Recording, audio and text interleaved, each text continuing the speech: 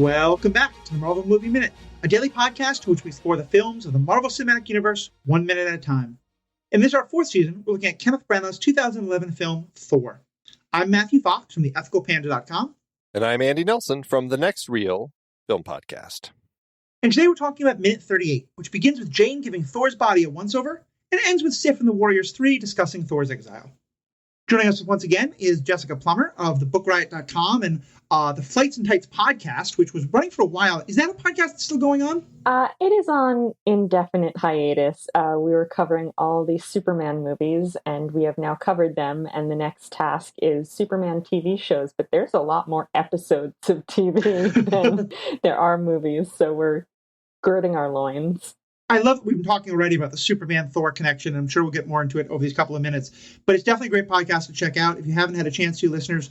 I was always much more a Batman fan than a Superman fan, and you've really got to give me some new perspectives on the character. Still not my favorite, but it's a great podcast. And we'll have all of both Jessica, my, and Andy's thoughts on this minute right after this break.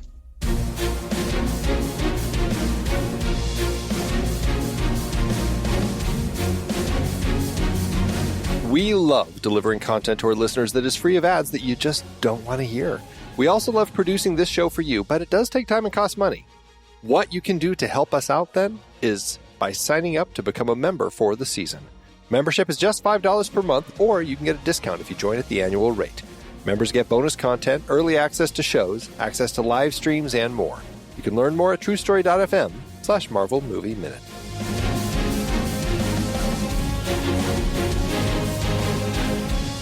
Well, here we have that sort of finishing of the moment of Jane is moving past him, and she kind of can't help but give his body a once-over, and Thor is, again, just totally unfazed.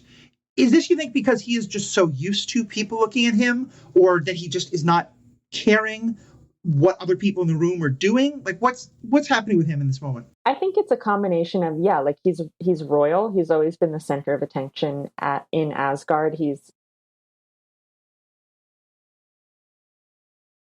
We very much see him in this minute as someone who just accepts certain things as his due, like how he then demands sustenance very rudely, which is obviously like part of his arc throughout the movie. But I also think that it's entirely possible that he is not really picking up on it because either just the way that men and women interact on Midgard as opposed to Asgard is so completely different, or because it's just so, discombobulated by everything else that's going on, plus getting hit with a truck twice. Yeah, and right. Getting drugged and getting tased. Right, like maybe he just doesn't notice. But it is one of those things that it does make me think, like, I mean, as you said, he is of royal blood, and there's something about like that mentality when you're in a place like that, when you're with, I mean, I would assume that he pretty much thinks everybody on Midgard is kind of at the level of commoners, right? I mean, it's like that's kind of where all of us are. So it's one of those things where I just don't think that he even realizes like these people are so beneath him that it's like when earlier we talked about in some of the deleted scenes, like how he just he's not even aware of the servants who are there to kind of help him, or they're the ones who have to do all the cleanup when he knocks things over. Like he just completely pushes them out of the way, dismisses them, doesn't even think about them. And it's the same thing here. It's like he's in that mindset where he's at a different level than these people and just isn't even aware that he might be, or I should say, he probably assumes that he's an object of desire, but isn't really thinking that there's anything of that because these people are just so beneath him. And tiny. Yeah, very tiny, right. We'll get to that line, but my mortal form requires substance is, again, just such a way of distancing himself from these petty things that people are doing. But then we get this great moment that I want to talk about on two different levels. One, in terms of what it tells us about Jane, that she is dressing this guy in her ex's clothes. I've got a theory on that. But first, let's just talk about the fact that apparently her ex is this guy named Donald Blake. And to most fans, they might think, okay, well, they needed a name, so Donald Blake. But that actually is a name with a lot of significance in the comics. For either one of you, what's the significance of that particular name? Well, I mean, we've talked about it a little bit on the show, right? I mean, he is the Earth form, the Midgardian form that was in the very first Journey into Mystery when he turned into Thor. He picked up a stick that he found and hit it trying to get out of a cave, and it turned into Mjolnir, and he turned into Thor, and that kind of became his alter ego in those early days. And then later it was revealed he really is actually Thor. It was this whole thing about basically this, what we're seeing in the movie here. Odin had cast him out as a way to kind of get him to like learn more how to not be such a prideful egotist and all of that. So it very much fits into the story. But it's fun to kind of see that they're using it in this little capacity here. One thing that I've always really appreciated about the MCU is the willingness to throw in Easter eggs and like winks and nudges. Like, I did not know who Donald Blake was when I first saw this movie, and it had no impact on my enjoyment. Like, it didn't, like you said, if you don't know that name, then it's just, that's the name on this shirt. Although it does imply that she has not washed this shirt, because the label would have come off. Like, I have questions about the logistics of that, but it doesn't really matter. It's for the gag. But if you do know who Donald Blake is, then it just adds an extra little fun moment of like, oh, that's nice. And for so long, like as a DC fan, the DC movies were so resistant to anything like that and would in fact go very far out of their way to avoid doing Easter eggs. Like there's a moment in one of the Christopher Nolan movies where there's like a circus truck, and it's similar to Haley's Circus, but it's not Haley's Circus, because that would be an Easter egg, and we can't have that because that would be fun. And so the embracing of these Easter eggs always kind of makes me smile when I know that they're there, because sometimes I need a Marvel friend to be like, oh, that's actually Thor's secret identity. And it's funny because Donald Blake was a doctor, and here we see Donald Blake M.D., so he's a doctor. And what I think is cute is she's like good with patients and bad with relationships. And in the comics, like Donald Blake worked with Jane Foster, who was his nurse, and he always had a thing for her. But it was such a thing of the comics of the era where because he was, quote, cripple, he was a cripple person, the way that they wrote it back then. And he's just like, oh, but why would she ever love me? This cripple person. And so it was such a funny, it was just the way that they kind of wrote it to kind of keep him single, I guess. But it was one of those things where it just kind of, I think it's funny, that whole nod here about being bad with relationships. Yeah, I think it's just a wonderful thing. I want to say a couple of things there. First, just on the Easter egg point, it's important, I think, to remember sometimes just how influential the MCU was, because you're right, until this point, like, people did not want to do Easter eggs like this. And I recently just got finished doing a set of reviews of The Bad Batch, the new Star Wars TV show, on another of my podcasts, and that is full of Easter eggs in a way that Star Wars had very rarely done on film before or on screen before, particular Easter eggs for the Legends canon, which is kind of like the comic book. Like, the Legends books are to Star Wars as the comics are to the MCU, and that it's not official canon, but you can tell the stories are often drawn by there. And so it's so powerful, I think, to see, yeah, this is where it's really getting started. Oh, and what's funny, to your point, Jessica, about the fact that she hasn't washed it, she also still has it. Like, when did they just break up before she came to New Mexico? Like, why does she even have it still? Or is she like pining and holding on to it? It's so strange. He dumped her because she's such a bad driver. Right. Always grabbing the steering wheel. Uh-huh. Well, and so here's the theory I have about that. I'm wondering, again, if I'm reading way too much into this, but Thor has a very, he is the classic, like, the V-shaped man. He's got a fairly narrow waist, very broad shoulders. Clothes that fit him do not fit most people. They would look ridiculous on me and quite a lot of men. Do you think we're supposed to be getting a small moment of Jane has a fondness for men of this particular build? Or is it just, am I just reading way too much in there? Oh, they had to hand him a shirt that would fit. Yeah. Like, logistically, although it would have been really funny if he, like, pulled it on and then he's got, like, 3 inches of midriff showing and she's like, we'll buy you a new shirt. Like, that also could have been a very funny beat, but probably would have taken up too much screen time. So, yeah, maybe she has a type, or maybe it's just Asgardian magic that anything he puts on, because, like, the shirt stretches. The jeans fit perfectly. Those jeans are tailored to those hips. Mm-hmm. Yeah. Which no one is complaining about. And it's one of those things where it's like, it could have been Eric's shirts, right? I mean, that's the thing, is like they design it to be Donald Blake, and just so we can get stuff that fits him so well. But yeah, I mean, Eric otherwise would have been the other option. It's like, well, let's see what Eric has and throw something on him, because I mean, yeah, it probably would be okay. But it's so much funnier this way, and yeah, it's Asgardian magic, whatever it is, to make it fit so well. I do want to make one more point on Donald Blake, and this comes from the source material about the movie. Originally, the persona of Dr. Donald Blake, Thor's alternate identity and personality, was going to be in this movie, and Kevin McKidd was considered for the part. Blake was written out, and they instead used this. But the original version of the movie was going to have Donald Blake in it. And Kevin McKidd is a name that some people might recognize because he was Lucius Verinius in Rome, the HBO show. He was Tommy McKenzie in Trainspotting. And I only know about this one because I lived a year in Ireland, and most people have probably never heard of it. But there was a gloriously wonderful Irish TV show called Father Ted, all about the oddities of Catholic priests in Ireland. And it is incredibly irreverent, literally, and incredibly funny. And he played Father Deegan in the 96 Christmas special. I'd like to say most people probably know him from his time on Grey's Anatomy, because he's been in like 300 plus episodes on that show. That's probably where people know him from. This is why I don't run the IMDb games. Those were the things I first found when I looked him up.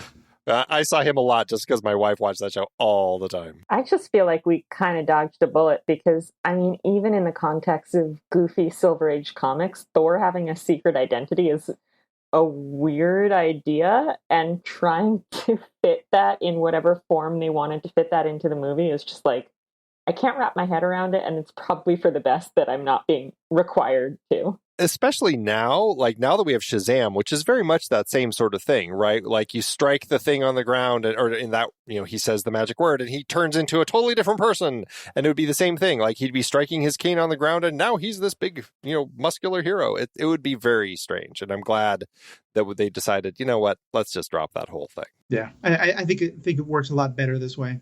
Yeah, absolutely. As we mentioned, Thor then, first of all, just shows no gratitude, it will suffice. Which again, it's just like, a servant came to you and offered you this help. So dismissive.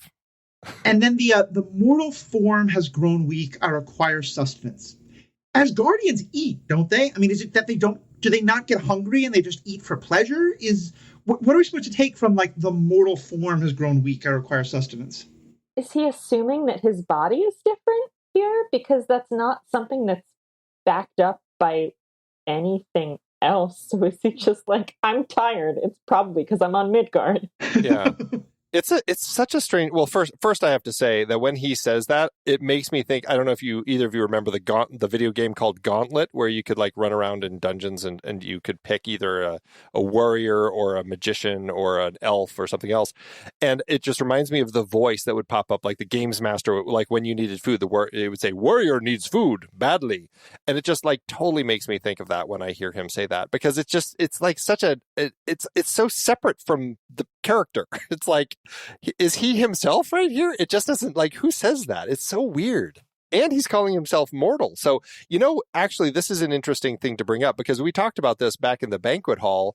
They have those golden apples, which they eat on Asgard. Those are the things that give them their immortality. So it's entirely possible he's been too long without his golden apples. And so maybe he is actually feeling more mortal now than he has in a very long time. Maybe he's just never encountered anything like a taser before, and he could very easily be tased on Asgard, but he doesn't know that. So he's like, my entire physical form must be different. That's the only way that this servant girl could have brought me down. Yeah, there's no ability to like, maybe I am, because it's the same thing in the hospital fight where he just can't imagine how these pesky human orderlies could be giving him a real fight.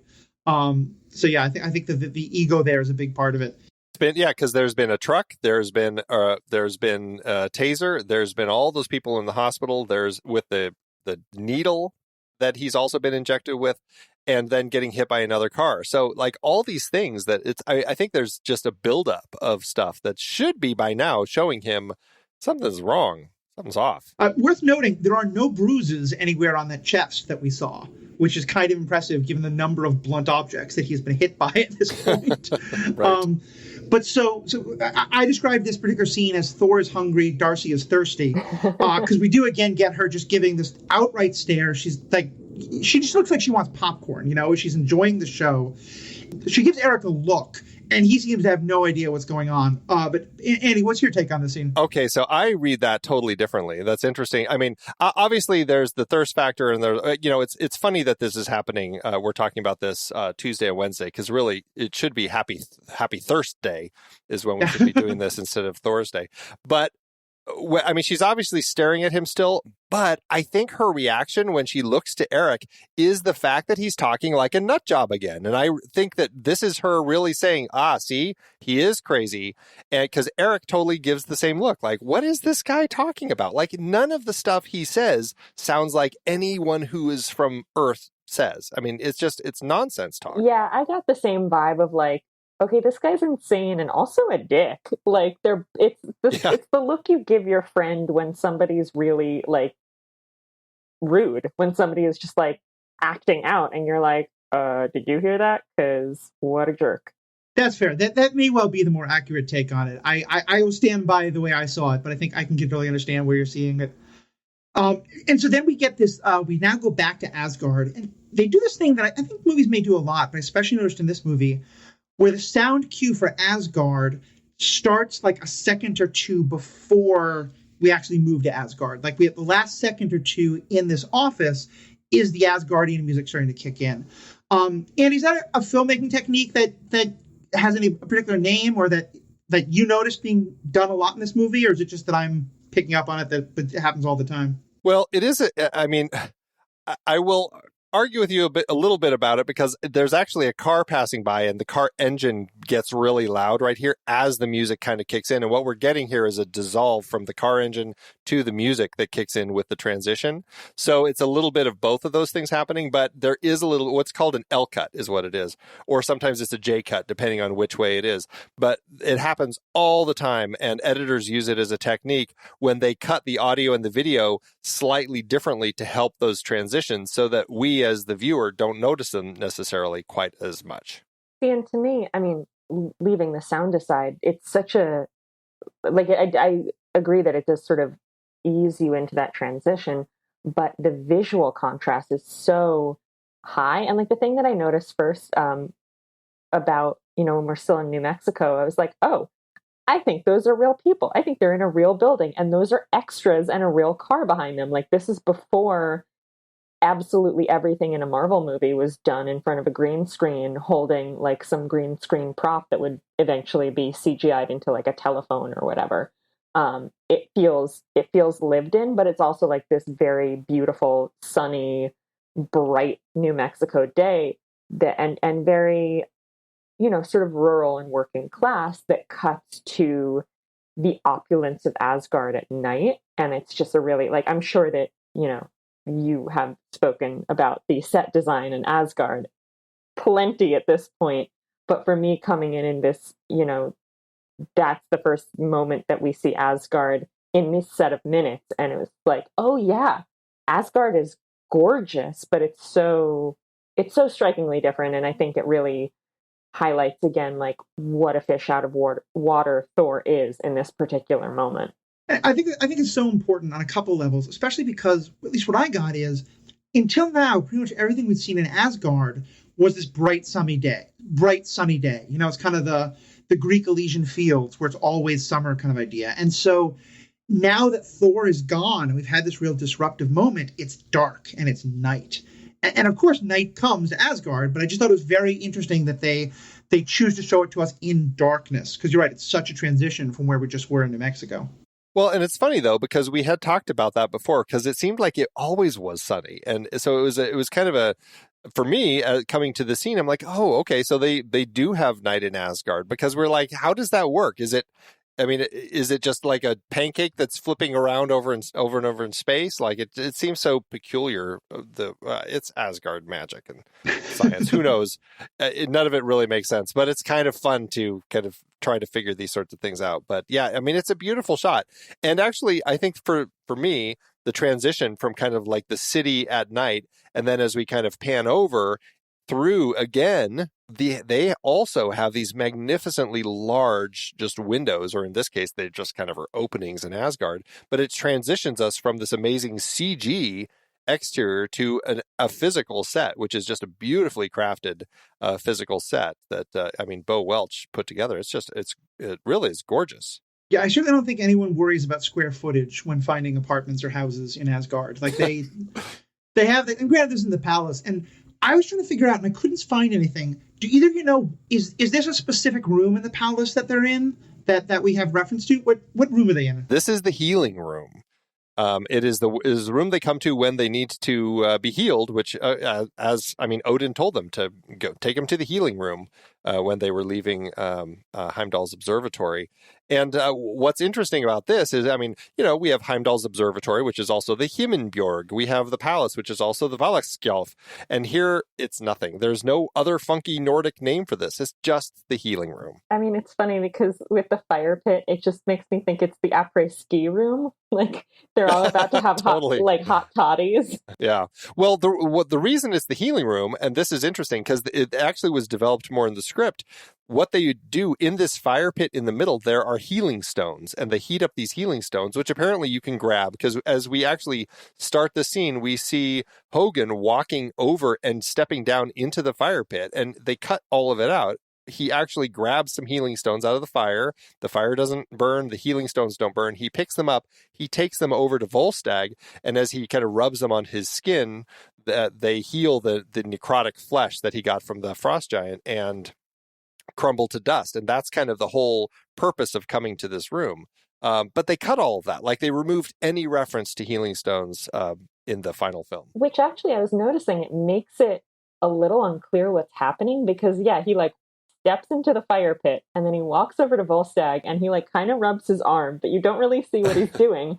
And then when you get a close enough look at Volstagg, his arm is fine. And I was like, I guess that was magic healing. I mean, it's not that hard for like your brain to fill in what happened, but when you are looking at it minute by minute, you're like, that didn't make any sense. Yeah, right. Yeah, like I definitely thought that was some sort of massage thing happening. And I was like, hey, if he can go on my back like that, you know, that's pretty impressive. And so let's talk about the scene, because I think we get, like, I love the reactions, obviously. And it seems like here what we're getting is, I think we're going a little bit backwards in time, because this seems to be very soon after they've all gotten back from Asgard. You know, right after they've watched, you know, they heard about Thor getting sent back to Earth. And with each of them, we get like their reaction to it. So let's kind of go through them one by one. So Volstagg starts out with the, you know, we should have never let him go. He's concerned for his friend and he's taking blame, which we've talked a lot about how Volstagg had, especially in the stuff that was cut, really been the fat comic relief. And I'm so glad we left most of that on the cutting room floor. I like that here we're getting a little bit more of a serious side of him, that he's the one who kind of takes the blame and who is worried about Thor. I feel like Volstagg has really powerful dad energy, and that's very much coming out here. Like, it was my responsibility to keep this kid safe, and I didn't do it. Yeah, he definitely carries the guilt of this scenario, which is funny because, like, I don't know. They knew they shouldn't have let Thor go. I mean, you know, he's convinced to do this because Thor says, "Remember all that great food I gave you?" And he's like, "Oh yeah," like that's all it took. So yeah, I think that they know that it wasn't a good idea, and yeah, I can totally understand them feeling as guilty as they are right now. So I like that he's doing that. Of course, I will point out that he still does have a goblet of wine that he is drinking here. So they're continuing the themes of Volstagg always having food or drink. Dull the pain, you know, dull the yes, pain. That's right. So then we get Sif, who is just, it seems like continuing what we've known for her. She seems the one who's kind of the most over Thor.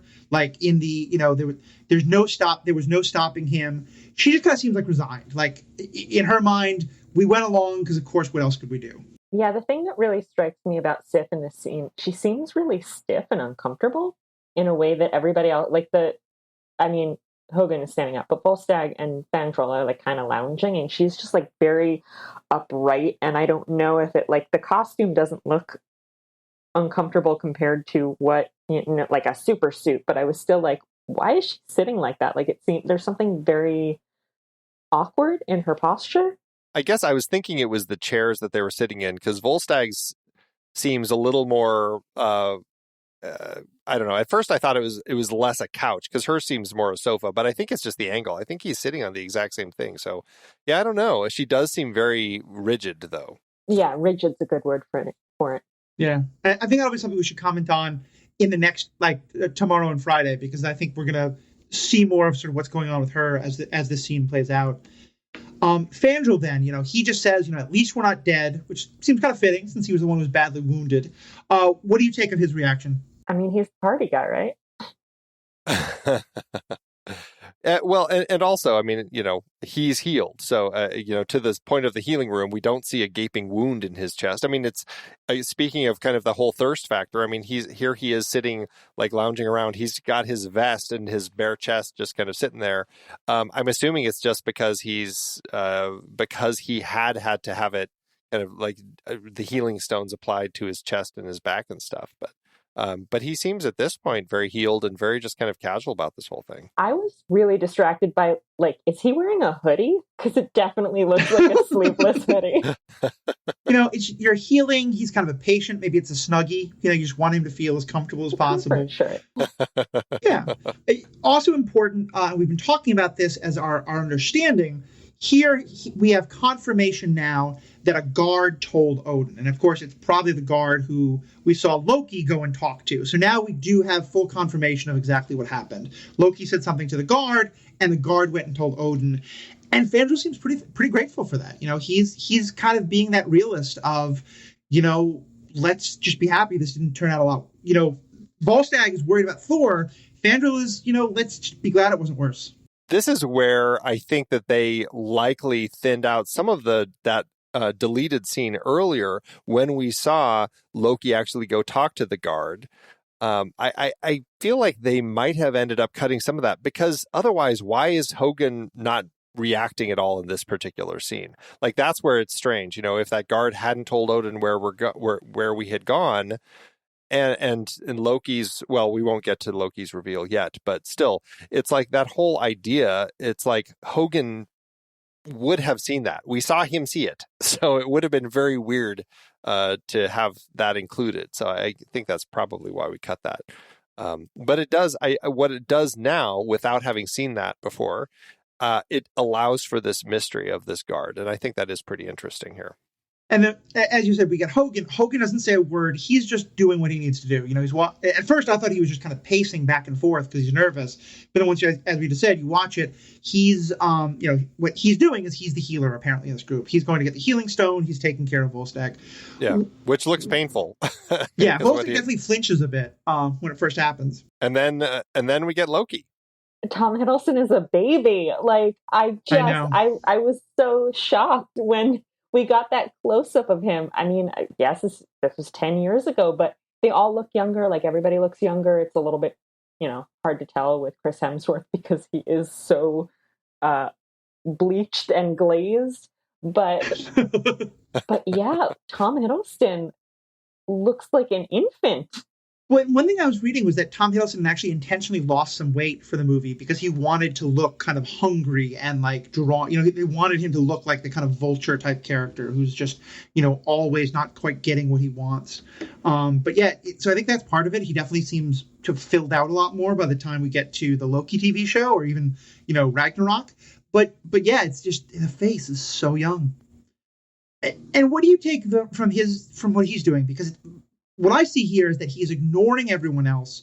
He's just staring at his hand because I think this is when it's really starting to hit him. Like, what is it that happened when we were on Jotunheim and my hand turned blue? it really feels like he's trying to put these pieces together still. Like he's like, obviously there is a huge thing that he's learning and he's processing. And it's interesting because so much of what has happened, like he has set into motion. He didn't necessarily plan everything to go the way it did, but still he's using it all to his advantage. But this is that one thing that all of a sudden happened while he was on Jotunheim that was completely unexpected.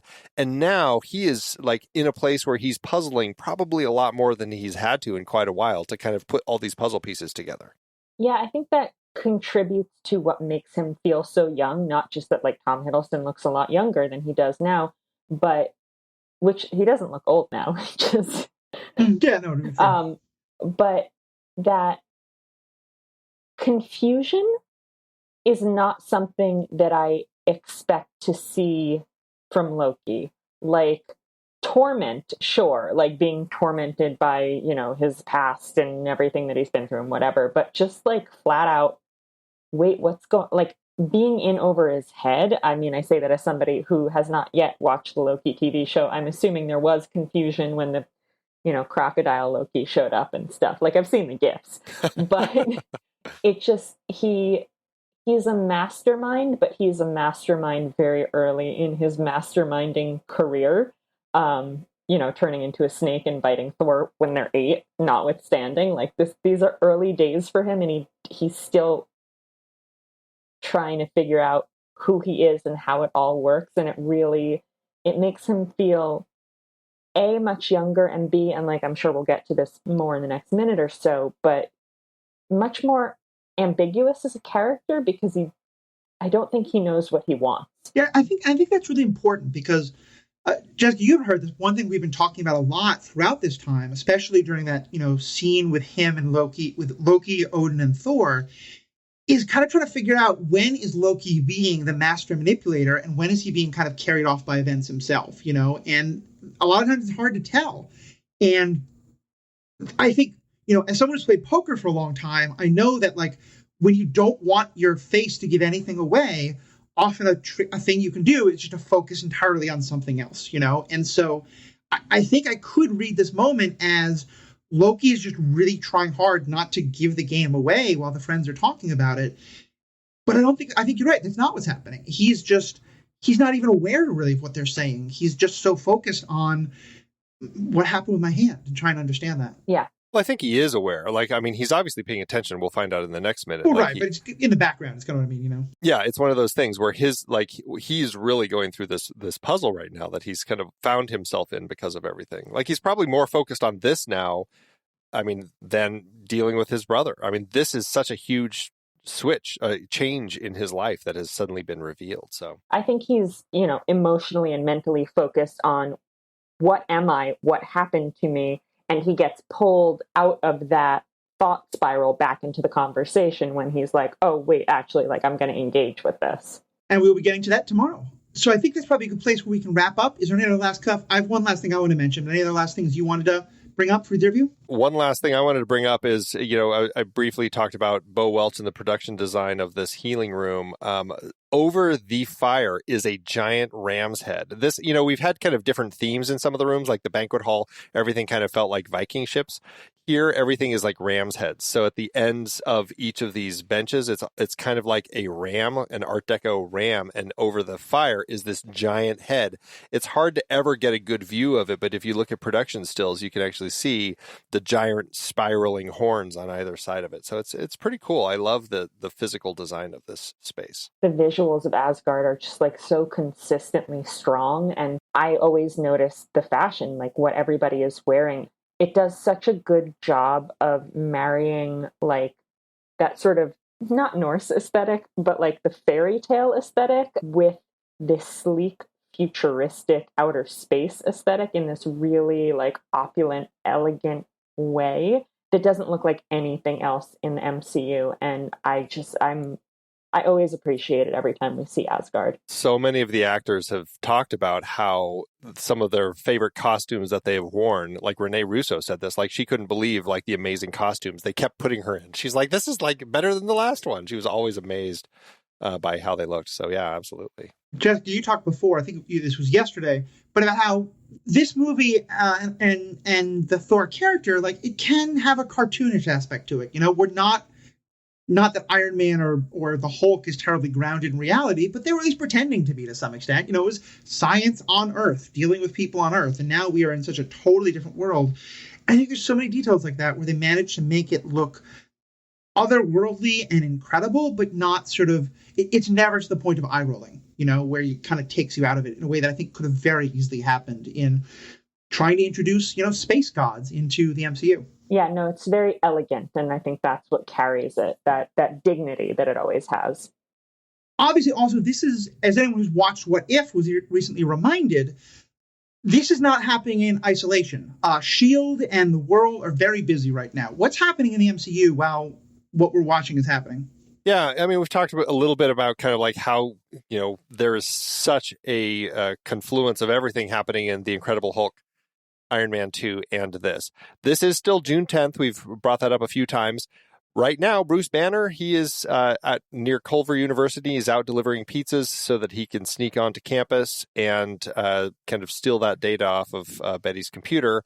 And this is the day after the attack at Stark Expo, and Tony is trying to kind of like get all the like pieces back into place in his life. So, yeah, it's like everything is happening right in this window of time. And you know, I mean, they put it out in a comic book at one point called Fury's Big Week, which again was of course the name of that What If episode. So it's very much been kind of like, as soon as they decided all of this was happening here, it makes for a very interesting story as to, like, you know, where is Fury sending Black Widow, because she is actually at, as they talked about on the Incredible Hulk Minute, he's there, or she's there, while all of the stuff is happening with Banner, and of course all the stuff with Coulson here, and so all of this stuff is happening at this window of time. So it's a very busy time in the Marvel Cinematic Universe at this moment.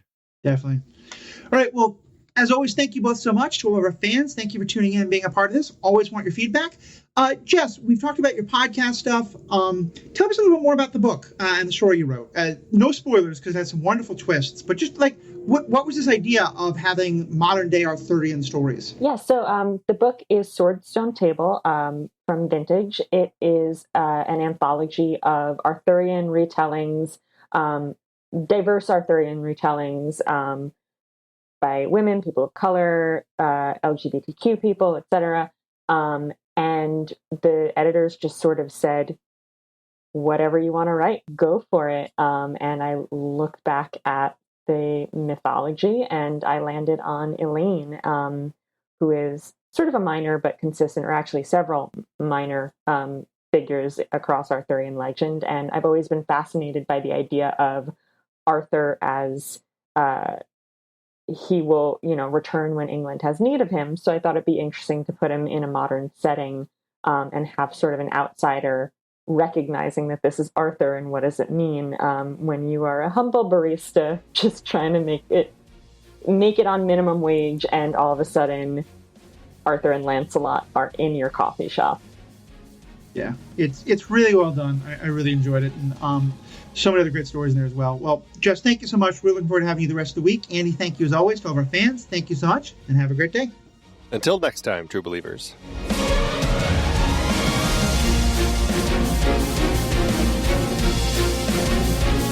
Marvel Movie Minute is a production of True Story FM, engineering by Andy Nelson. This season's music is One Last Ride by Martin Puringer. Find the show at truestory.fm, and if your podcast app allows ratings and reviews, consider doing that for this show.